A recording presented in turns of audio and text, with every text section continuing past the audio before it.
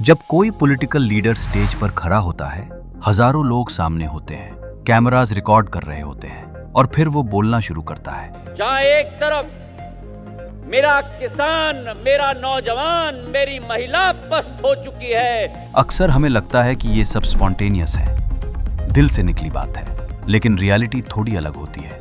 Political speech कभी भी सिर्फ स्पीच नहीं होती, ये केयरफुली डिजाइन्ड साइकोलॉजिकल फ्रेमवर्क होती है। इसी को समझने के लिए ये है राजनीति एक्सप्लेन्ड।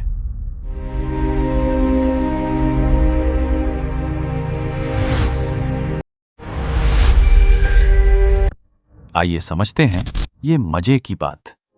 सबसे पहले एक मिथ क्लियर करते हैं। ज्यादातर पॉलिटिकल स्पीचेस खुद लीडर नहीं लिखते, उनके पास होती है एक स्पीच राइटिंग टीम। इस टीम में होते हैं policy researchers, political strategists, language experts और कम्युनिकेशन एडवाइजर्स। ये लोग मिलकर डिसाइड करते हैं किस टॉपिक पर फोकस करना है, कौन सा डेटा यूज करना है, कौन सा इमोशनल एंगल हाईलाइट करना है। समझ रहे हैं आप? स्पीच शुरू होने से पहले ही उसका स्ट्रक्चर तैयार होता है। ओपनिंग लाइन क्या होगी, मिडिल में कौन सा इमोशनल पंच होगा, एंड में कौन सा स्लोगन या कॉल टू एक्शन दिया जाएगा। ये सब पहले से प्लान्ड होता है। अब यहाँ एक बहुत इंपॉर्टेंट सिस्टम का रोल आता है, ऑडियंस एनालिसिस।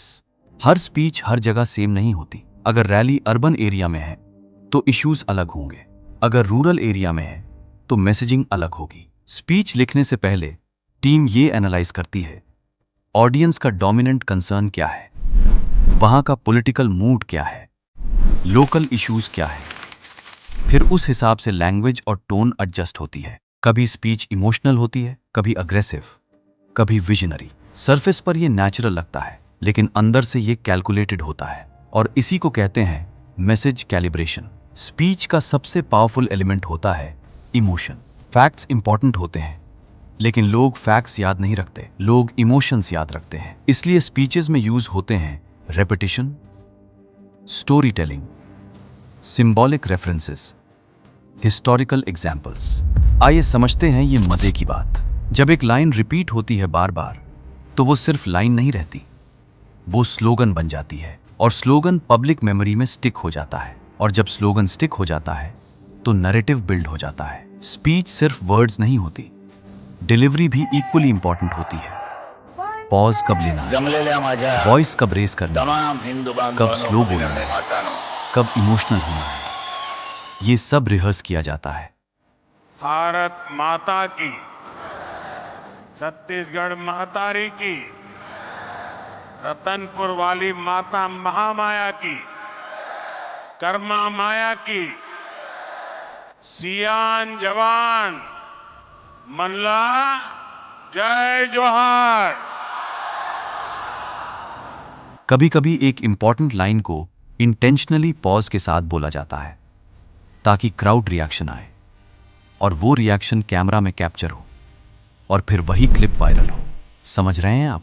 स्पीच सिर्फ क्राउड के लिए नहीं होती, स्पीच कैमरा के लिए भी होती है, और कैमरा के थ्रू सोशल मीडिया के लिए। स्पीच का गोल सिर्फ बोलना नहीं होता, स्पीच का गोल होता है ट्रस्ट बिल्ड करना, इमोशन ट्रिगर करना, और नैरेटिव रीइंफोर्स करना।